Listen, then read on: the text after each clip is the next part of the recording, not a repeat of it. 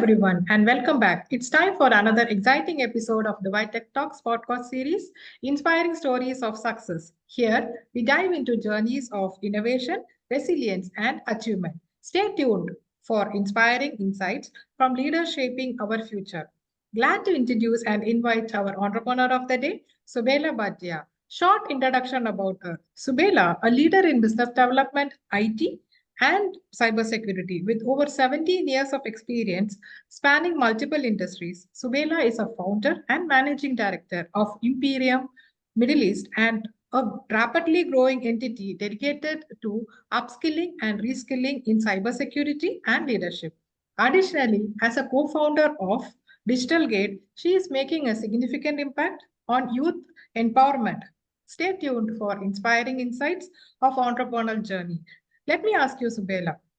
You have had an incredible year in career in IT, cybersecurity, and business development before founding your own startups. So, could you share what inspired you to start your entrepreneurial journey and the challenges you overcame along the way? It is not a short period of your career, it is like 17 years of experience, and then you decided to move on to an entrepreneurial journey. Hi, Sridevi. Thank you, first of all, to have me on this podcast. Truly appreciate it. A great opportunity. And you're doing a great job and you're doing a great contribution, I think, with the digital value stream. I think we met last year and we'd met for a couple of events. And I was, not so clear at that time that what digital stream, but when I've gone through all your podcasts and I'm part of your community, actually. Great work. So yes, Sridevi, I have been 17 years in Middle East, into cybersecurity, into IT, very comfortable. I was heading the region. I was the chief accounts head for large accounts, business development, sales. I started my career with the Paramount Computers, and this is like really way back in 2008. And then onwards, yes, I was from one value-added distributors. I worked with a number of them. So my last paid assignment was employment was with Emerging Market Technologies, which is EMT. It's a leading value-added distributor, and I was heading logical operations, which is into security certifications and endpoint security solutions. Now, coming from that comfort zone to have your own entrepreneurial journey, yes, it was a huge leap. Frankly, I'd like to share a short story. I was very comfortable pursuing a career. And then during pandemic, my husband motivated me and he said, "Are you going to be just working for people all your life?" I said, "Yeah, that's very comfortable. I get my salary on the first of every month and I know what I'm getting." So he said, "No, but what about your passion? What about working for yourself?" I said, "During pandemic?" He said, "Yeah." So, and this story starts in 2020, where I founded Imperium Middle East. I don't know if it was the wrong time, Sridevi, or the right time, because I wonder that pandemic opening and starting my entrepreneurial journey, how am I going to face? But I think today it's 2024 and completed 4 years, just renewed my license. So I'm entering my fifth. So I guess, touch wood, God willing, it's fine. What really motivated me, yes, was that working for myself, becoming an entrepreneur. I had this passion, of course, for cybersecurity. And ever since I started working in this region, there has been a skills gap. I used to meet a lot of clients and they would say that, why do we need any training or certification? We've invested, you know what, $1 million in cybersecurity. We've got a firewall. We've got everything else in place. So I said, what about the people? Are they trained? Do they know how to use these technologies? Are they still or at any time not sharing their passwords? Are they changing? So they would not understand that aspect. So that was something which really motivated me. And I was responsible for getting SANS training, which is hopefully, it's a global leader in cybersecurity, then with EC Council and with logical operations.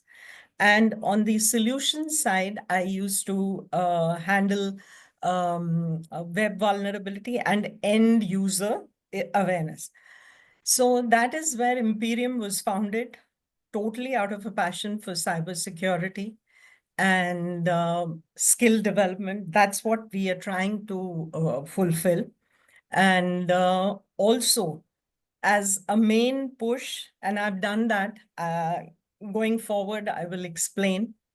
We've encouraged and helped a lot of women students. I won't say not only women, but men also, but focused on how girls can take up a career in STEM, especially in security. They are very good at it. And it's just that they need that encouragement and that, path as to what their careers will be if they pursue a career in cybersecurity. So we've done work in that direction also. Nice to hear your passion towards cybersecurity, and also that's how you are started to empower the youth for upskilling them. So let me know more, Subela, like Imperium Middle East focusing on cybersecurity and leadership, while Digital Gate empowers the youth through skill validation. Can you tell us more about the mission and key milestones of these ventures, and also inform the audience how do they join to empower themselves? Okay.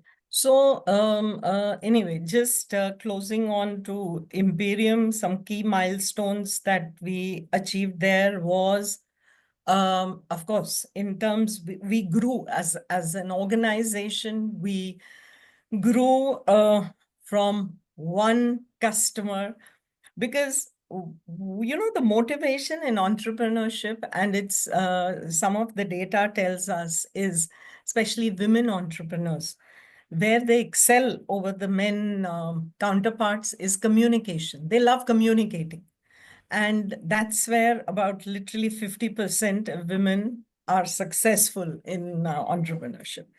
So I started with one client who was there for Subela Bhatia. I had no company. I mean, earlier it was Paramount or EMT or Spectrum, but now it's Subela Bhatia, and to trust the person.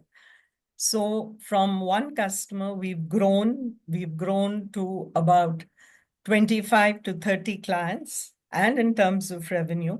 In terms of manpower, we are still small, but some of that I say is a big achievement. My ex-colleagues from EMT have joined me in my venture in Imperium. So those are the milestones that I would like to talk about for Imperium. Coming to Digital Gate, now what I would like to just give a brief background. My transitioning to Digital Gate from Imperium was, I would say, more of an entrepreneurial journey than I think I had ever done for Imperium, because for Digital Gate, it was an idea zone. I have my co-founder who's based in Oman, and we had this vision that there is a gap, there is a current gap. Everybody's talking of nationalization, Emiratization, Saudiization, Omanization. And we need to verify, test skills, passions of the local youth, and to fit them in internships which they want. So it's not necessary. I talk to a lot of youth. We also do youth workshops. And if anybody wants to join or take advantage of mentoring skills and getting themselves as interns, especially the youth, it is www.thedigitalgate.co. It's not com, it's co. So, and the youth, even if they are in engineering, or maybe some of the girls I spoke to, this was from a very large federal university here, and she was part of the CIS, the computer engineer. And she said, but I have a passion in fashion, and I want to join, I want to get trained, I want to do an internship with some retail group. The other one I met, they wanted to get into diagnostics, healthcare. So, these are things, if you're doing a particular stream, then you kind of, the youth feels that only you can have a career there. No, if you have a passion, your skills are good, you've got an analytic mind, you've got these qualities, you can definitely even get into cybersecurity, health engineering, depending on your skills. So this was one of the things that was our vision, is our vision, that we want the youth, the national youth. It's basically focused on nationalization, but we do have cohorts. We do have skill development, mentoring session for expat students, because a lot of expat students told us that we would also like to be part of the platform. So Digital Gate basically is a marketplace.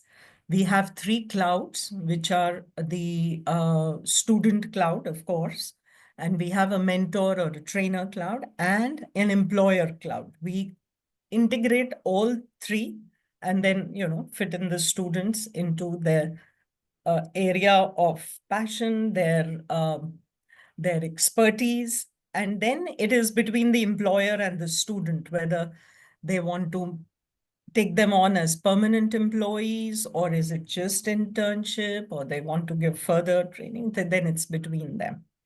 So this is what Digital Gate strives, but we do another additional thing on it. We verify and test their skills through an AI tool. So when I say that, as soon as the student puts his CV on the platform, the AI tool matches the skills with maybe the requirements of the employers. Some of the skills may not match. We throw up these small challenges, which are like hackathons or quizzes, which are interactive. They are metaverse based. So they are interactive quizzes, challenges, which the students can take. The top 10, 20 who qualify are put for internships with the employers. Okay, nice. Nice to hear so many insights and what all you do. We have been talking with each other and we know, but we have not spoken about all these things and Yes. you know about it. And with your experience in building partnership and driving growth, what key advices would you offer to the entrepreneurs who want to create impactful businesses in technology and cybersecurity sectors? So one advice which I have learned, and I'm sure this every entrepreneur, I'm sure you faced it, resilience. You need to be very resilient and start small. I mean, it's not necessary. People, of course, will say, no, you're starting small. How will it make a difference? You need to start big and do everything big, or this is too small. No way. Start small and then grow big, and start in an area where you are comfortable, where you feel comfort levels. So that is the best, and you will perform the best there. And especially vis-a-vis technology and cybersecurity, as I've been. And now, of course, AI is a very essential part of our portfolio. So it's not a 9 to 5 work. So if somebody is aiming or trying to get into I would say, profession, job, or even if they're interested in entrepreneurship or even researching on new solutions, this is not, it doesn't finish at 5, it doesn't start at 9. You are all the time 24/7 thinking about security, cyber, ways to create awareness. Every group, believe me, everybody and all of us need, we are professionals. you handle so much of technology. You I know provide fractional CSOs but all of us need awareness in different measures. Many times we don't think of the small things and we tend to share some information or social engineering. Each one of us can fall prey. Me, myself, I'm a professional I claim to be 17 years, but some small things I can also overlook. Anybody can. Definitely the senior population, the children, which I know you have started, and I really value. You've started, I think, separate sessions for children online for tech. Great, I would It is say, a separate contribution. vertical, tech for kids. Uh, Yes, excellent. Much required, really needed. Although, yes, the Gen Z and the Alpha, I know they know a lot more about technology than we ever knew at our age, or I started later and things. They are so exposed to tech that they kind of are native. They live with it, breathe everything. But still, everybody needs a lot of awareness, security. So, you should be open to kind of working at any hour, at any time which you are required, and go beyond your definite job requirement, or even your KPIs, which you've kept for yourself as an entrepreneur. You just need to live, breathe, very difficult with a family. Women have that role. You can never get out and say, okay, I'm an entrepreneur, guys. So listen, the house is to you. No way. The house is first.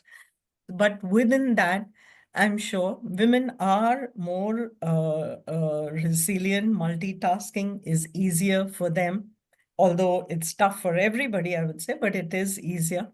And yes, to go beyond, to take each fall. I mean, I've fallen so many times, and the worst, Sri Devi, is that I must mention here, when you are in a job, the people who are waiting to speak to you or meet you, when you approach them with your entrepreneurial organization, they don't even come to the phone, or they don't even want to speak to you. And you say, what happened? Yesterday, the person was waiting for me, and today he doesn't want to speak to me. But that's it. That's the way. That's the fact. Don't let it put you You down. have to you have to accept it. Yeah, I think we've all faced that. Yeah, of course. Yeah, so thank you for sharing all your experience, insights, and the way you said that you have to start small and entrepreneurship is not 9 to 5 job, it is 24 bar 7. Yeah, I do know. I do attend meetings up to 1 p.m. and we go on Sundays.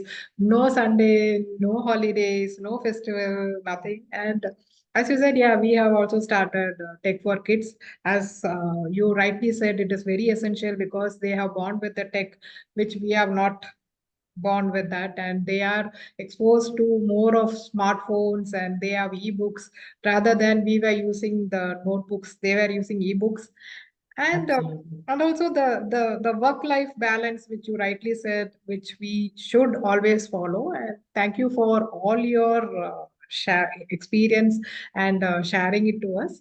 So, to the audience, thank you for listening to this episode of the Dubai Tech Talks Entrepreneurial Series. We hope you found inspiration and valuable insights from today's conversation. Don't forget to share this podcast with your network and follow us for more stories of innovation, determination, and success. Until next time, keep dreaming big and stay inspired. Thank you.